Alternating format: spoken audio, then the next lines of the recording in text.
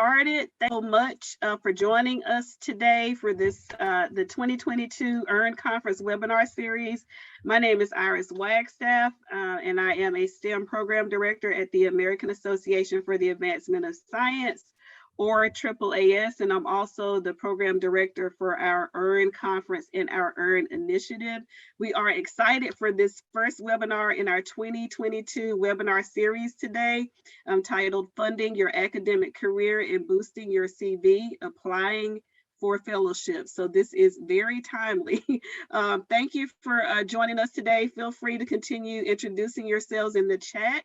And we're going to get started.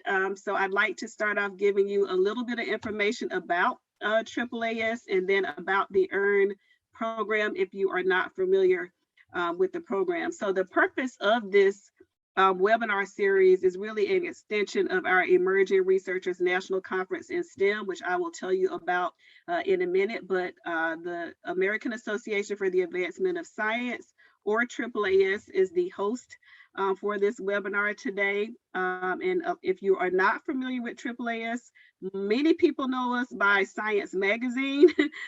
So we actually have a family of scientific journals. So if you're familiar with Science Magazine, definitely check out our other journals in the family. So AAAS is actually the oldest and largest general scientific organization in the world. We were founded in the 1800s and currently have over 200,000 members worldwide. And we just convened our annual meeting a few days ago. So if you joined us for our annual meeting, we really appreciate you joining us. The mission of AAAS is simple but huge, and that is to advance science, engineering, and innovation throughout the world for the benefit of all people. And we accomplish this mission through a variety, many programs and initiatives, with just to name a few within our diversity, equity, and inclusion portfolio, which is where I work and manage many of these programs. I'd just like to highlight a few, and you can definitely learn more about these programs and initiatives on our AAAS website. One is Entry Point, which supports undergraduate and graduate STEM majors who have disabilities. So we place them with industries, federal science agencies, as well as academic labs over the summer for internship opportunities. We also have Sea Change, which is our STEM equity initiative, which focuses on diversity and inclusion efforts at the departmental level and the institutional level. We also are very proud of our If Then ambassadors, where we identified and awarded 125 women in STEM to serve as ambassadors and role models for middle school girls in science. And then finally, I'd like to highlight the L'Oreal USA Fellowships for Women in Science, which is a program that I used to manage, and it supports women in science current STEM postdocs with $60,000, a $60,000 fellowship to kick off their scientific research career. So definitely, if you'd like to learn more about AAAS or science careers, you can check us out on our website.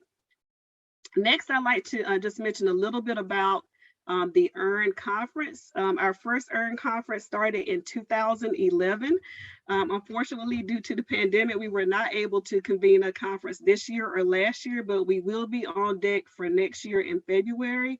And the overall goal of the EARN conference is really to prepare a diverse global STEM workforce and to help undergraduate and graduate STEM majors really hone and develop their science communication skills. During the conference, we have several activities that include oral, about 600 to 800 oral and poster presentations. We also have a number of professional development workshops and an educational and career fair. And again, you can learn more about EARN at our website. And I'll share a little bit more information about that at the end. So now on to our presentation for today. I'm really excited for our speaker today. She has supported the EARN conference for many years, also served as a judge. So we're really happy to have her today. And that's Dr. Mary Ann Leong. and I will let her tell you a little bit about herself, but she is the founder and president of Sustainable Horizons Institute. So I will hand it over to her.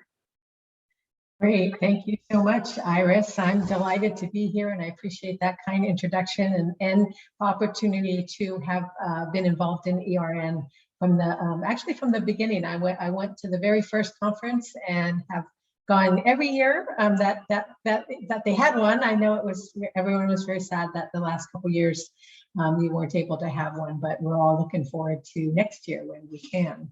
So I'm super happy to be here to talk to you about fellowships and how that can boost your CV and really your whole academic pathway. Before we get started on the webinar, I'll just go over a few administrative details so that we have a total of 60 minutes for this session, and that's including Q&A.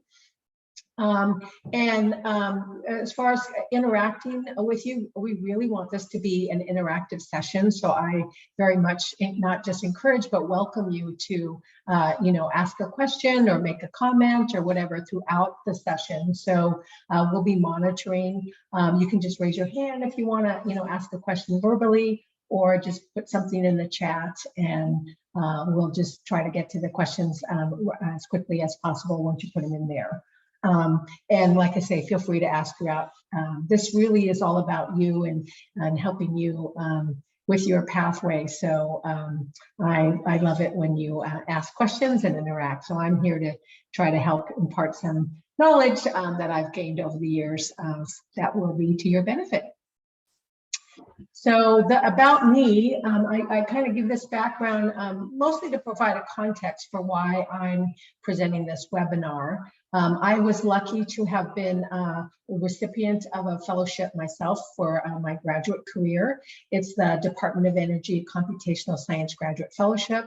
And then so that supported me for 4 years during my PhD program.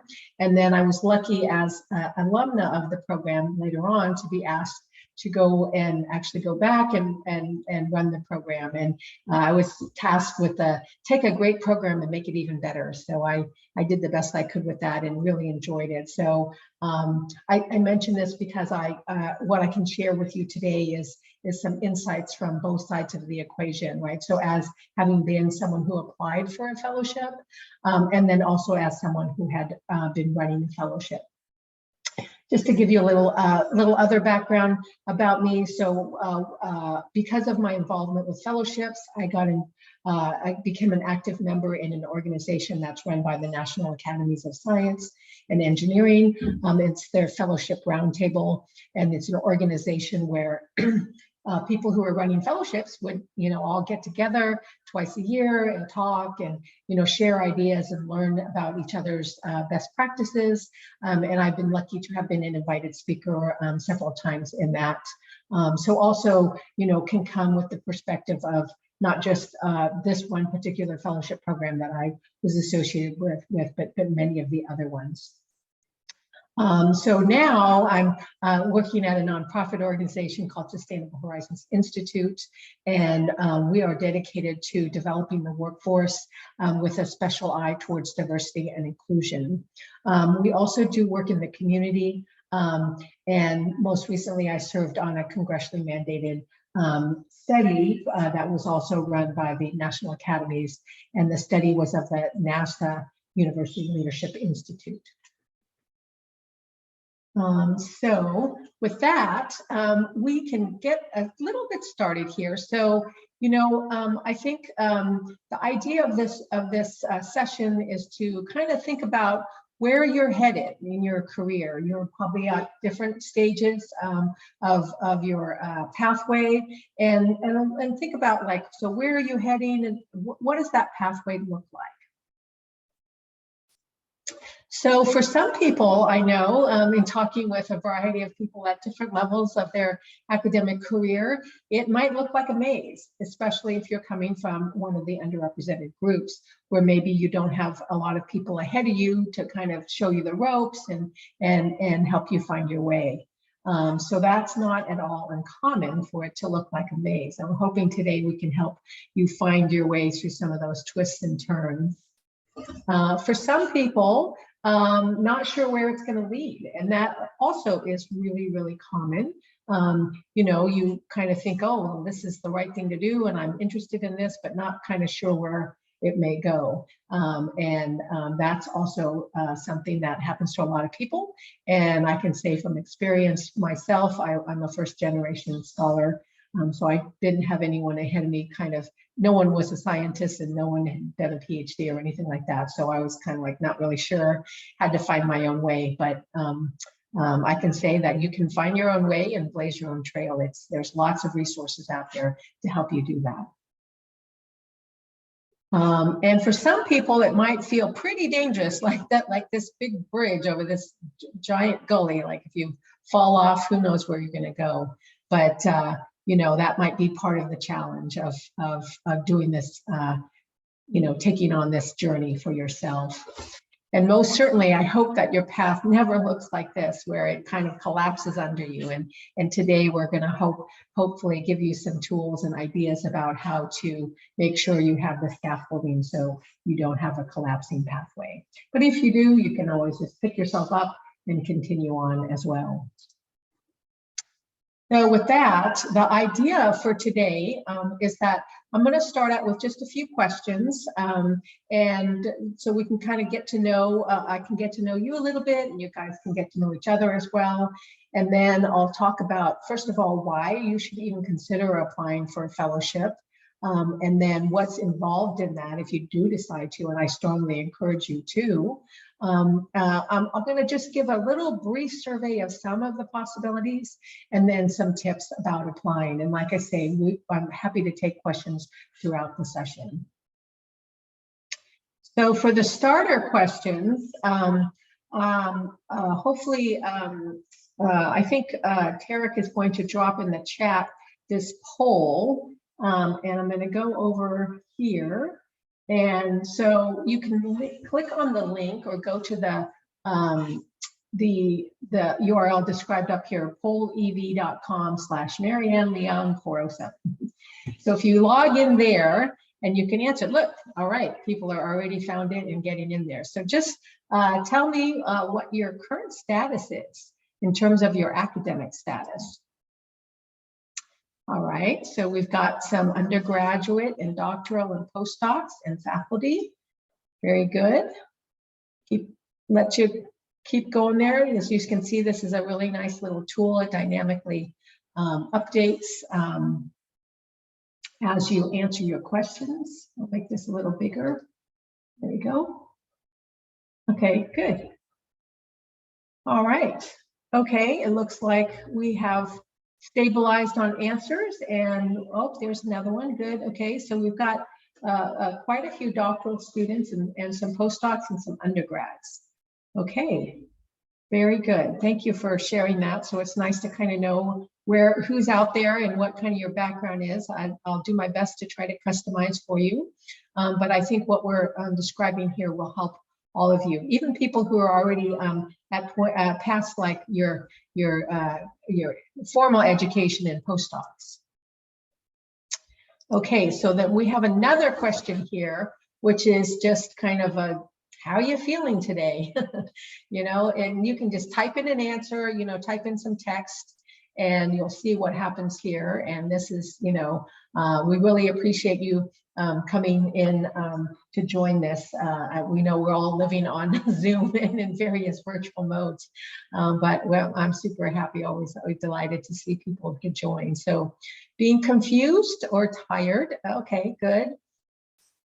Oh, okay, so there's a feeling, someone's feeling an ice storm and feeling Dallas. Okay, cold and tired is now gaining popularity, which is, oh, excited, I like that. Oh, I like that, so great. Grateful is a really good. Surviving, I know a lot of people, it's really tough these days, and there's a lot to try to kind of get your handle on and learn how to live in the virtual world. And I know a lot of people are also, you know, maybe you have a family and you're taking care of your family while you're trying to work or teach or take classes and whatnot. So it is a little bit of a challenge, and that's for sure. So good. Okay. Oh, I see someone's caffeinated. I see someone's happy and excellent. Good. I like that. All right. So we still have a lot of tired people. So hopefully you'll get energized in this session, or at least get some ideas or inspiration for how you can boost your CV and career. Okay. So I'll go ahead and go on to the next question. Looks like we've got the answers there. So here's one. What kind of Zoomer are you? We're all living in Zoom these days. Are you the type to sit very attentively, multitask, always doing the talking, just woke up, walking around the house, whatever? I wish they let us do other, and you could add in your own answers, but just curious here. Looks like we've got a lot of multitaskers, which I know is what happens with a lot of people, because juggling a lot of things. I mean, believe it or not, I'm supposed to also be in a conference this week. So I'm actually, of course, right now I'm not multitasking with that, but earlier I was attending a conference, and I know that it's hard to try to attend a conference when you're, in a virtual world, because all the rest of your activities don't seem to go away. But okay, so that's good. So it looks like we have a lot of multitaskers and a pretty good amount of people that are also quite attentive, and I appreciate that. All right, so then let's see. How about this one? Have you ever applied for a fellowship, since this is the topic of our conversation? Okay, good. Good. So we have quite a few who have not, which is kind of what I was expecting. So you're here to learn about that. But even if you have, I hope that we'll also be sharing some information that you will find useful. As I say, I feel lucky I can give the perspective on both sides of the equation, having run a program, and I've also served on review committees for other fellowship programs and whatnot. So very good. Okay, so most people have not. And then here's one. What have you learned since the pandemic? Again, this is going to be another textual response, so you can put in whatever you like. What have you learned? It could be about, some academic thing, or patience. Yes, that's definitely the thing I think that I've learned the most is patience. But it could be, anything else about yourself or other people, about the world. Great.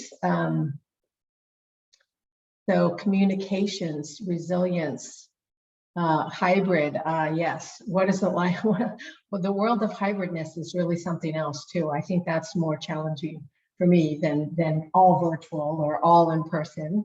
Really learning about yourself. I really think that's great, to take time to learn about yourself, and how you deal with some of the challenges is a nice thing that I think is coming out of this whole process.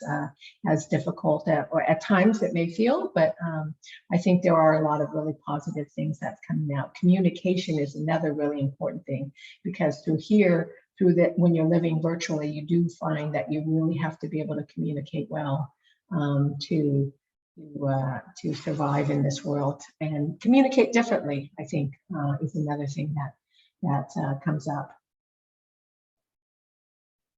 Neuroscience, Spanish, I like that. Health, grace is another really great one up there. Efficiency, I think, is up there. Flexibility, resilience, very nice.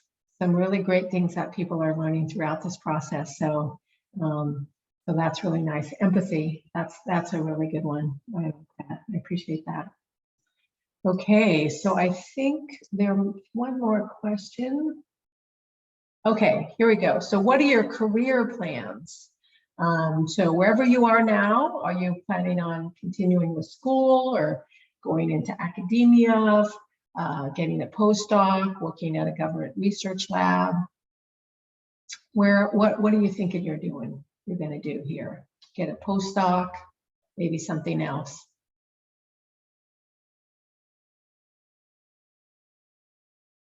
All right.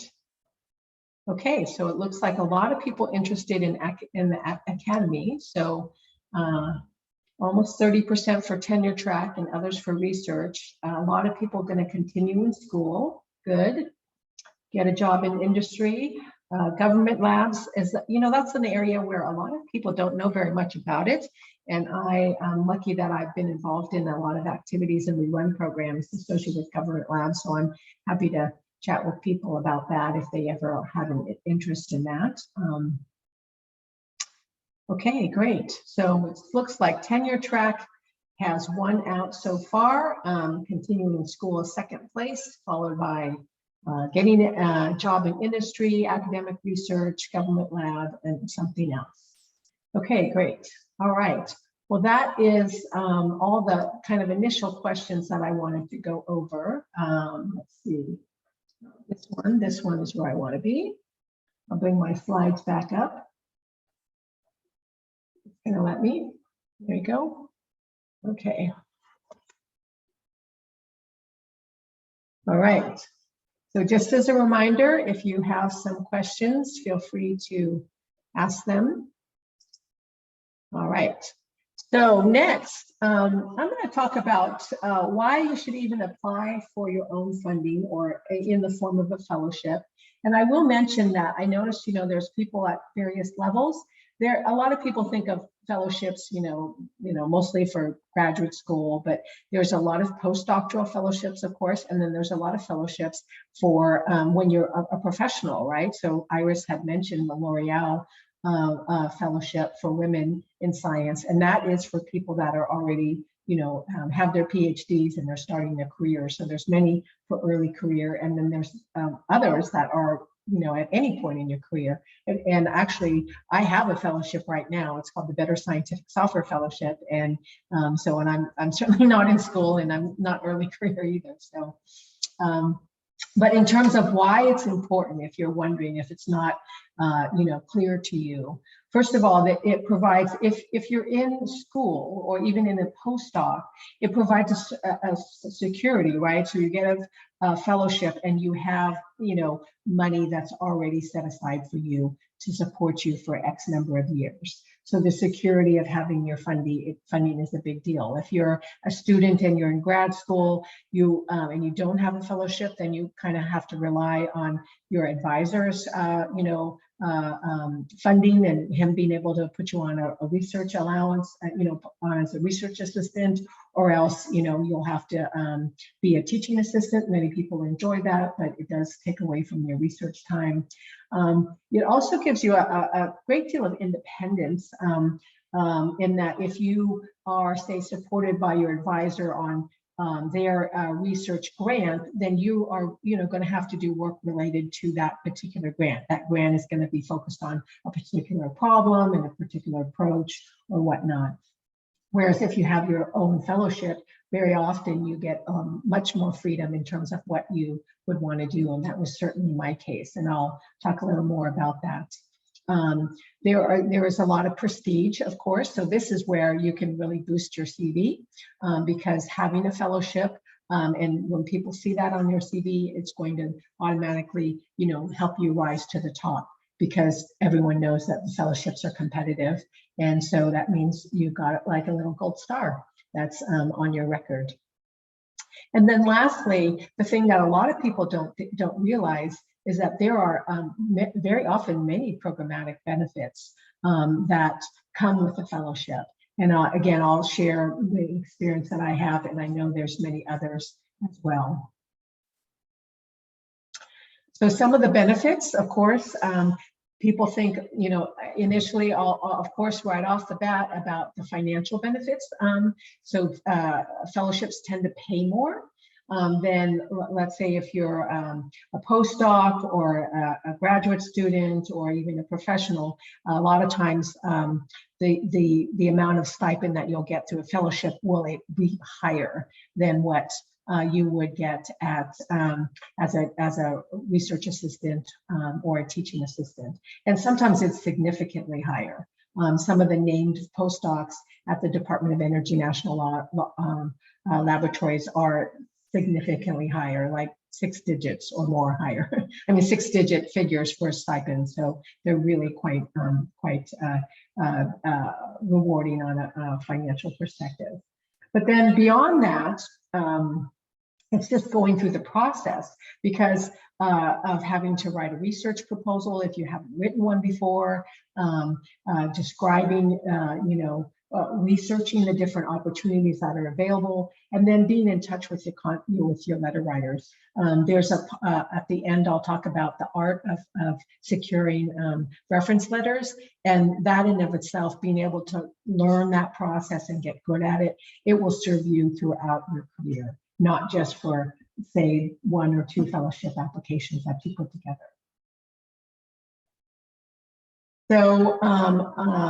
So now I'm going to talk a little bit about the program that I was associated with, like I say, as a fellow and then later as the program manager.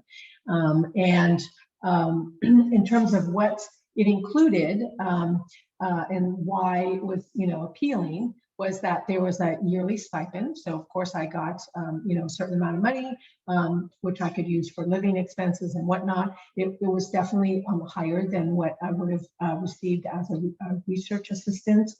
The fellowship also covered full tuition and required fees for schooling. It was renewable for up to 4 years, so that 4 years of funding. It had included something called an academic allowance, which was basically just a little pot of money that I could use to go to conferences or buy computer equipment, or if you were working in a lab, you could buy supplies for your experiments. There was an annual conference with the program, which was really wonderful experience as well, to connect with other people in my field.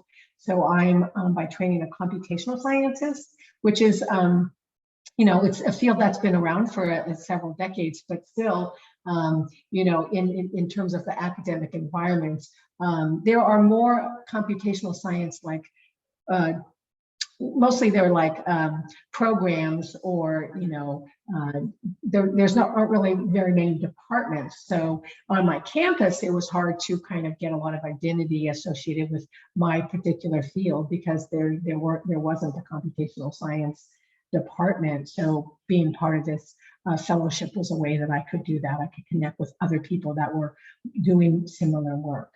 It also had a requirement, which I considered to be a benefit, of doing a practicum at a DOE lab. So that was really great too. I got to go spend a summer at a lab. So in addition to these kind of standard things, it also required, and for me was a benefit, to have interdisciplinary training. So as I was formerly in the chemistry department, but since I was training to be a computational scientist, I was required to also take classes in applied mathematics and computer science, as well as my chemistry. So it kind of forced, but also in a way supported this interdisciplinary training. So for me, this fellowship was really important. I'll talk about this more later when we talk about searching for fellowships, but it made it a really good match for me. Through the program, I was also learned about and was later accepted into this advanced computational science, computational software training program, where I got to learn about using tools and how to run my simulations on very large supercomputers at one of the DOE labs, which I ended up using for my dissertation work. And then, like I said, I did a practicum at Lawrence Berkeley National Laboratory, which was a wonderful experience. And then through that practicum, I learned about a grant program where I could get time on the supercomputer. So I was also, I did my PhD at the University of Washington, and they didn't have the kind of supercomputing resources that were available at Berkeley Labs. So I was able to run my codes on this really big supercomputer and learn how to do that, which was really great.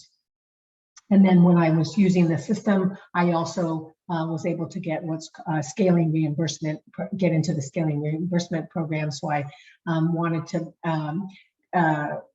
develop my code so that I could do even more, processing, and that was the scaling reimbursement program. So I could use even you know, initially they gave me, you know, like, let's say 10,000 hours on the supercomputer. And then through this program, I was able to, like, I think I got up to 100,000 or something like that. So just more resources is basically the bottom line. And here's another story that I think is really worthwhile for you to think about as well about fellowships.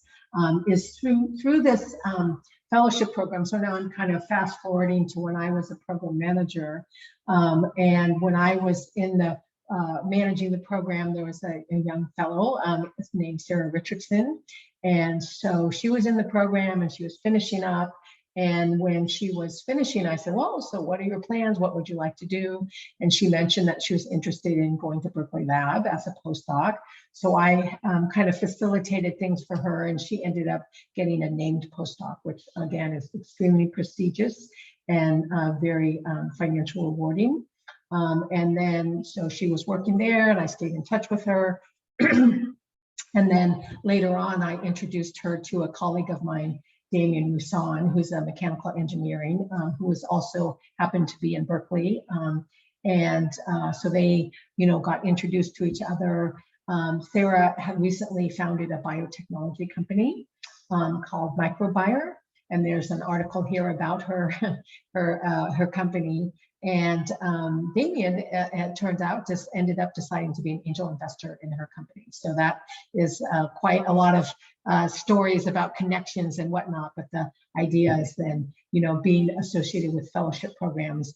I know about many of these programs, and they all develop their own sense of community. I know the Ford Fellows community is huge and very, very powerful, because people meet each other and help each other out, and you get lots of you get a lot of unexpected benefits. Okay, so now we're going to start getting into some of the details of finding fellowships and applying. So first we'll look about finding applications, finding fellowships. And so here I have kind of put together a little, and this is, I'll have to admit, it's could be possibly out of date. I think the last time it was updated was last year, but there's a little just matrix I put together of a lot of different graduate fellowships. You know, here's of course the DOE-CSGEF, which I'm familiar with, and a couple other ones. Hertz is a really big one that's quite popular. They've got several, as you can see. The Department of Defense, DOD, has a lot, has at least, you know, has a few as well. And of course, NSF has the Graduate Research Fellowship Program, which is huge, and they fund, like, I mean, it's a lot of people every year. And then there's the SMART one from DOD. There's the National Physical Science Consortium Fellowship for Diversity. There's the Ford Fellows for minority participation. And then there's the National Consortium for Graduate Fellowships, or GEM, which is quite popular as well. So that's just a few examples. There's lots more out there. And then in terms of postdoctoral fellowships, here's a list of several of them. Again, there's more out there as well. So there's just a lot of different opportunities. So basically, most of the major government agencies are offering fellowships both at the graduate and postdoc level, and then many beyond that as well. A few other that I'll mention, there's this Better Scientific Software Fellowship, which I am a current fellow of. And this fellowship focuses on helping people who are working in the community of scientific software, and it's to advance kind of the work that they're doing in that area. There's Tau Beta Pi Graduate Fellowships, and then there's the AIAA Fellowship, Foundation Scholarships, and of course many of the professional societies also provide fellowship opportunities as well. So I'm just going to pause for a minute. Any questions out there? Anyone have any questions or comments? strongly, we're here to try to make this a useful experience for you. So I'm happy to take any questions. Don't be shy. Yes, hi, Dr. Han. How are you? This is Solomon. Quick question. Will we be able to access this PowerPoint later on? Yes, the PowerPoint will be made available through the ERN site. Absolutely. So you can get to all those links that I provided. Yes, and we will share the recording and the slides a couple days, possibly by Monday, but the same website that you registered on, you'll see all the recordings and the slides there from all of our webinars. Perfect. That's amazing. Thank you, guys. Sure. Thank you for the question. Thanks for being the first brave person to ask a question. Anyone else like to ask a question?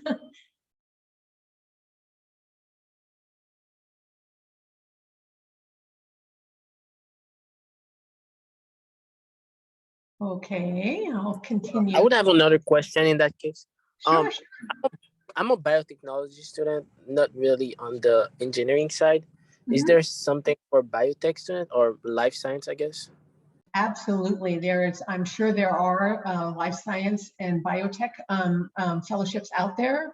I personally am not familiar with any, but what I suggest is, as part of this, is to the most important thing is to do a lot of searching, right? So, I mean, God, Google, what would we do without it? But that's really the best way. And what I recommend is that you find something that's appropriate for you. So my recommendation is always apply to as many as you can possibly deal with. So I don't know, I think I applied to several different fellowship programs. But really focus on the ones that make the most sense for you. So in my case, because I knew I wanted to go into computational science, when I found this CSGF one, I knew, oh wow, that's the one I really want. And it turns out it's the one I got because I made sense to them as well. Okay, thank you so much. Sure.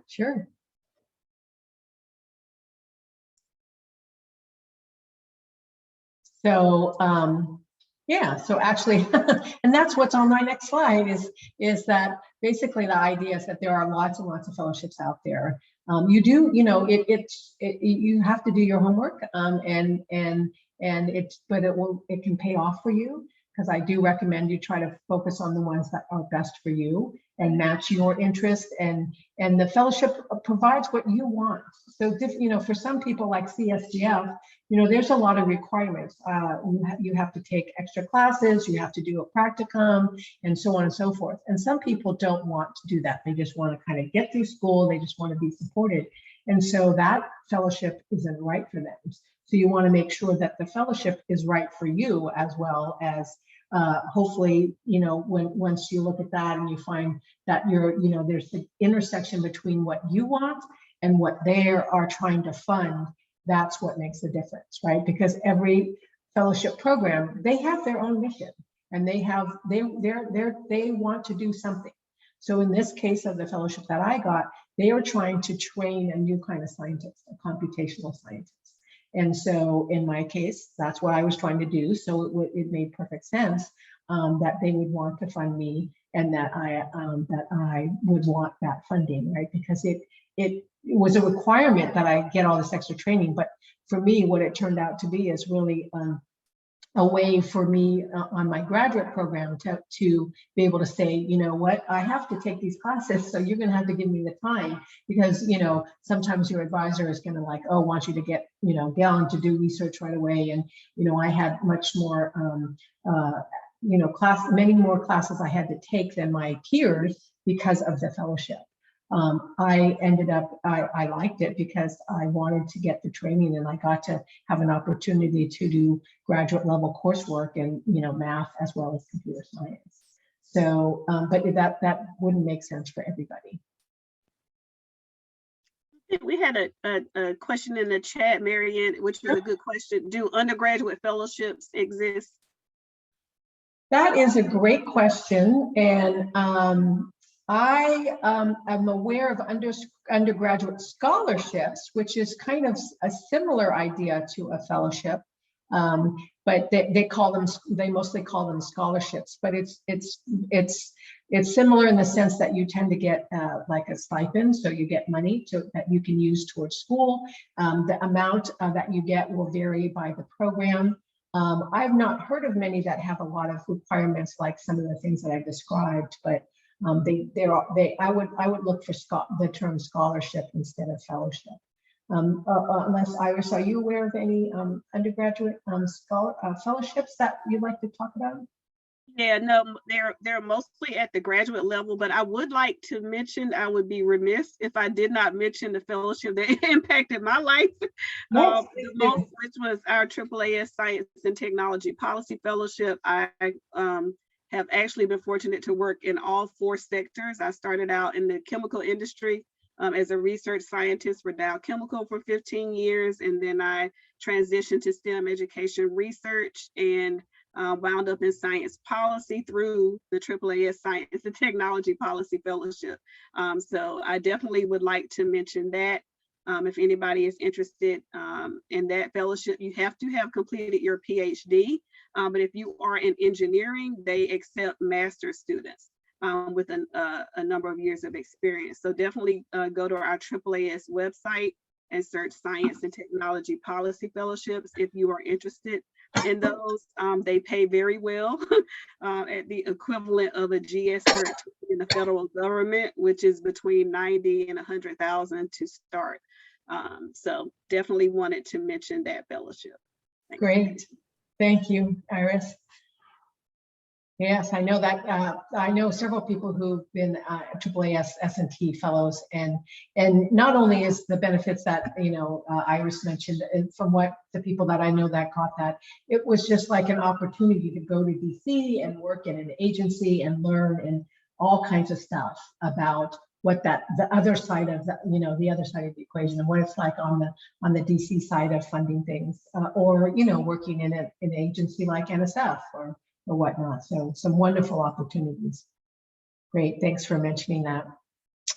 Okay, so then next I'll talk a little bit about kind of typically what happens, so you get inspired, you find the right fellowship, and I would encourage you to apply to multiple. Like I say, I know I applied to a handful, as many as I can possibly stand to do. I know it's always on top of all your other things that you're doing, but why not increase your chances? So of course, there'll be an application form. Nowadays, they're almost always online that you have to fill out. They'll probably want, depending on the level that you're going for, but even some of the things like L'Oreal's, they may not ask for your transcripts, but they're going to want something about your academic record as well.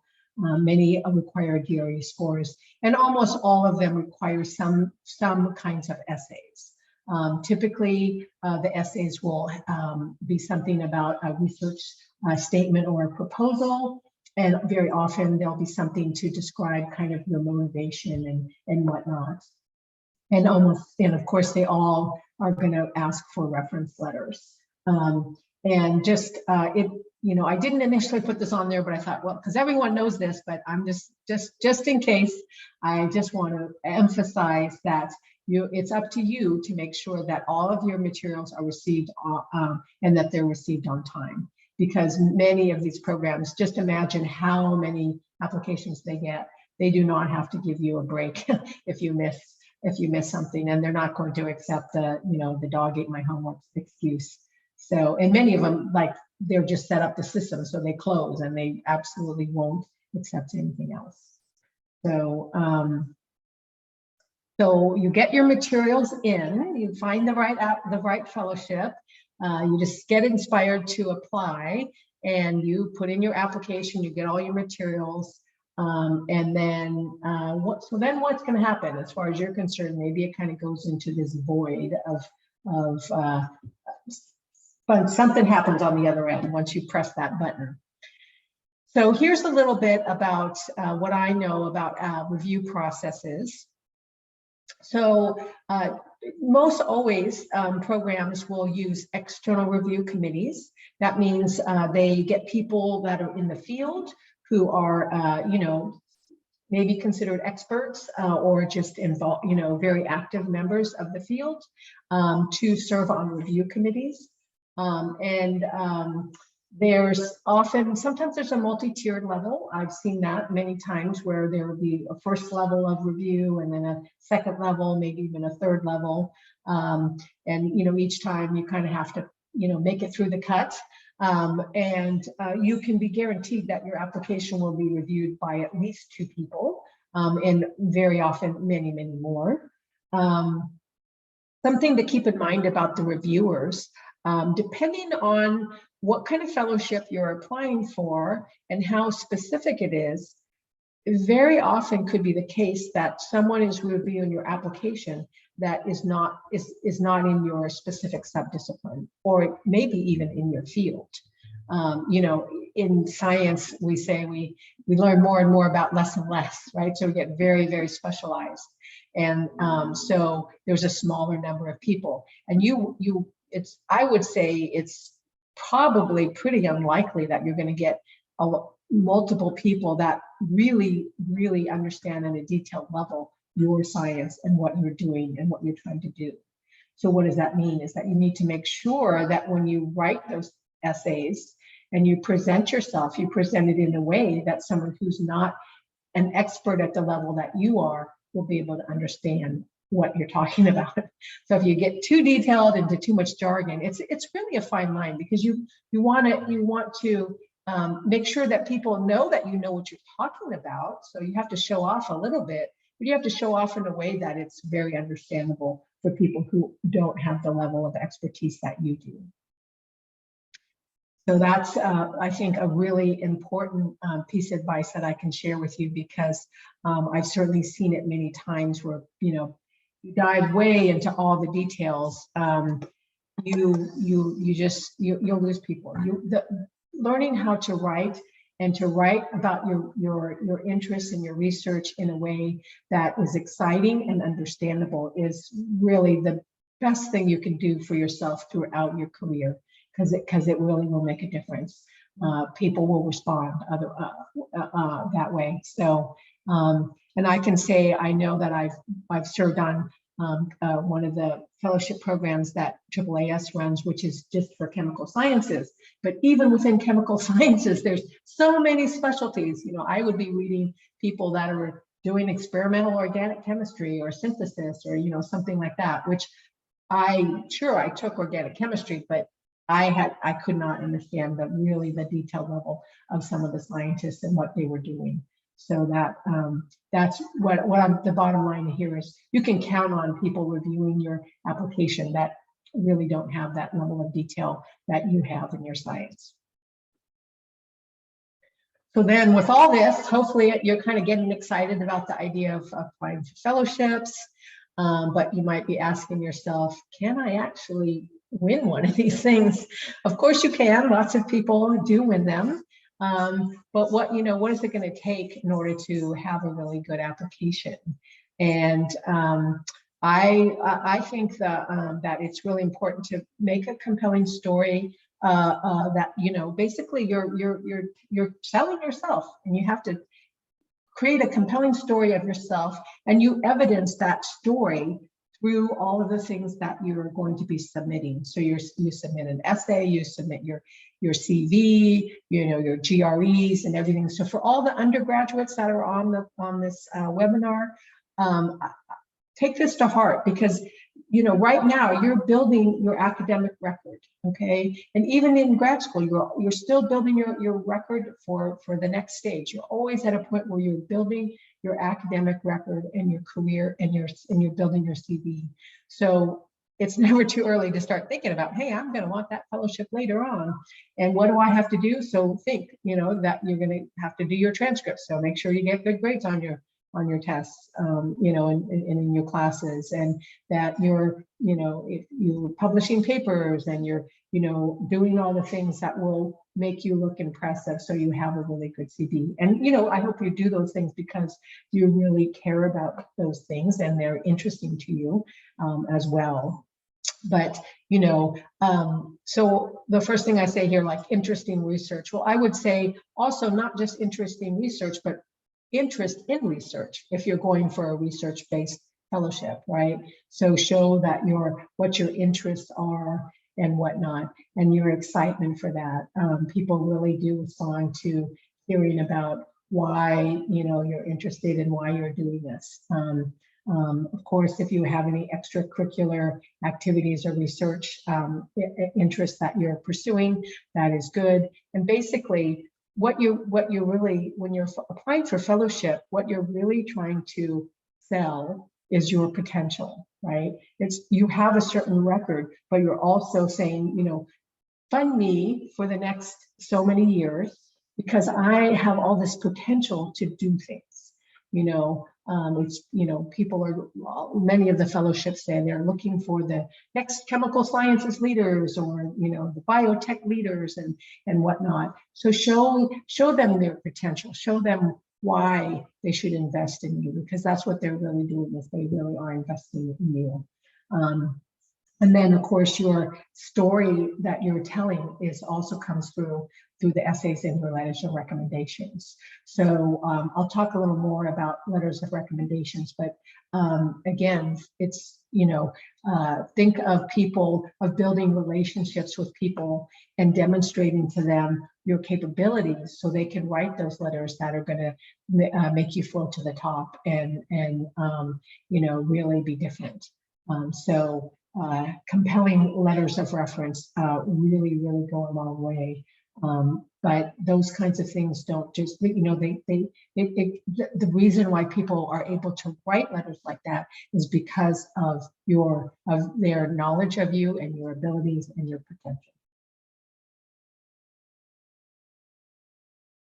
So here is a few resources that I'd like to share with you. There is, the first one is from a professor, David Keyes, who was formerly at Columbia University, but now he's over in Saudi Arabia at KAUST. But he's very active in the applied mathematics community, and he developed this little article called The Art of Procuring Reference Letters. And there's a URL on here so you can read about that. And he talks about it really is an art of being able to procure reference letters. So it's about building the relationships. It's also being clear with people when you ask for reference letters, what you want. And many times a lot of writers who, can be very busy, ask for you to even, develop some of the material so that they can use it to develop their letter. Rebecca Brannon, who is a retired professor of mechanical engineering, also has this a site where she has a lot of really great resources that she shared with her students, which is, even in the early stages, keeping notes about me. So tips for students who are building a resume for a dream job or a fellowship. Requesting a letter of recommendations. Hers is very specific about what she wants when people ask for recommendations. And then also she has a student guide for preparing for a PhD proposal. Some really good resources. So again, I'm going to pause for a minute and see if there's any questions. We've covered a lot of material about what it takes for finding fellowships, applying for them, getting reference letters, writing essays.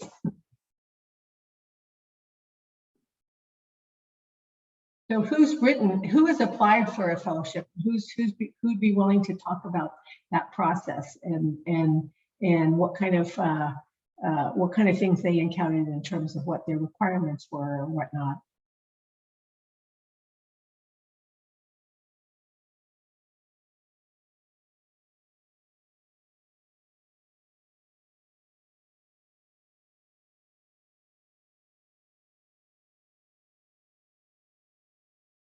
Okay, Eric?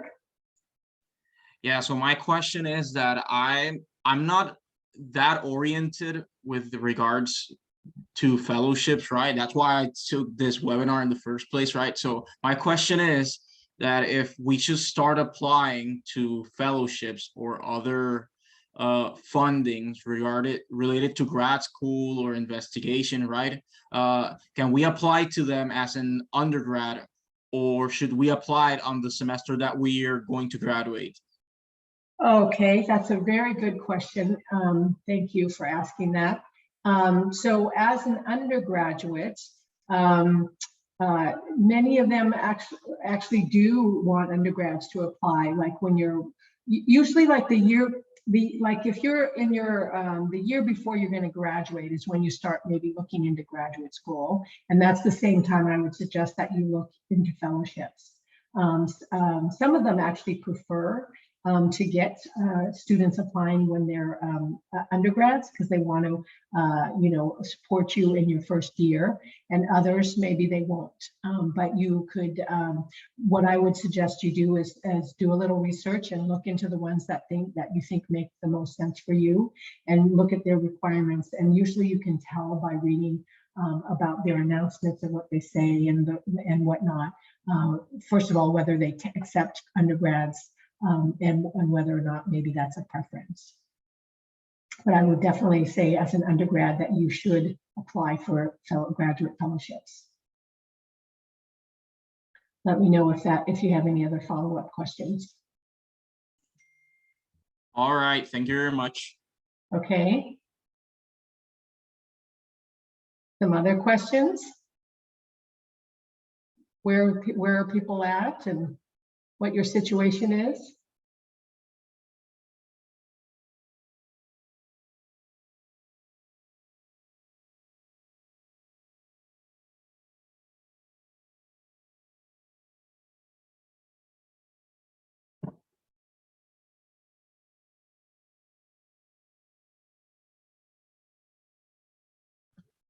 Marianne, can you talk about, is there like benefit reaching out? I know when, since I've been a fellow, a lot of applicants have reached out to me on LinkedIn, and I've helped a lot through the application process. So do you have any suggestions, especially for students, on about, doing an informational interview, or, reaching out to folks on LinkedIn just to get more advice about applying for specific fellowships?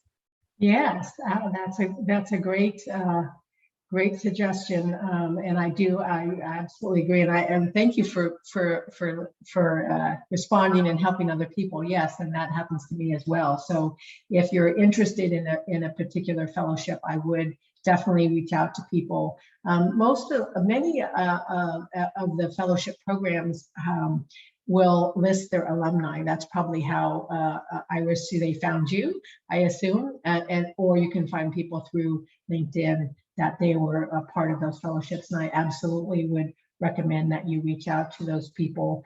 And you'd be surprised, I know it's kind of hard to sometimes to basically you're kind of like what we call cold calling someone, just someone you don't know. But you'd be surprised at how much most people who get a fellowship, they develop this real sense of community or identity related to that fellowship. And it's an honor to be asked, like, hey, oh, someone's interested in this fellowship, and people really tend to want to give back. So I would very much strongly encourage that.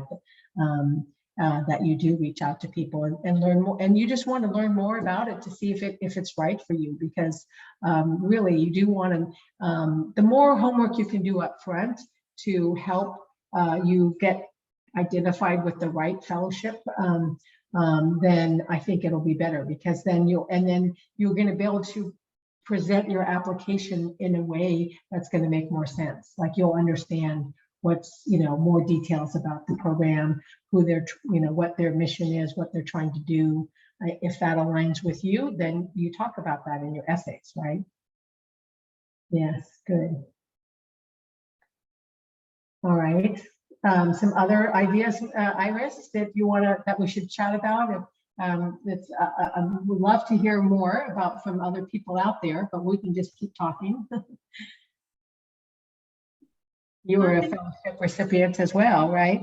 Yeah, I think you covered it there. I mean, like you said, there are lots of fellowships. Another great place to really narrow things down. So, for example, if you're only looking for chemistry fellowships or computer science fellowships, the associations and societies. So, I am a huge proponent, a 30-year member of the American Chemical Society and the National Organization of Black Chemists and Chemical Engineers. That's another place to also find out about fellowships as well, in addition to what Marianne shared with the actual organization or science agency. So that is a great place to find out about fellowships, and you can actually get help and mentoring with the application process. So I definitely recommend, number one, being a member of your professional society for your discipline, because there are a lot of perks and even former fellows within those societies that can help you navigate through this process also.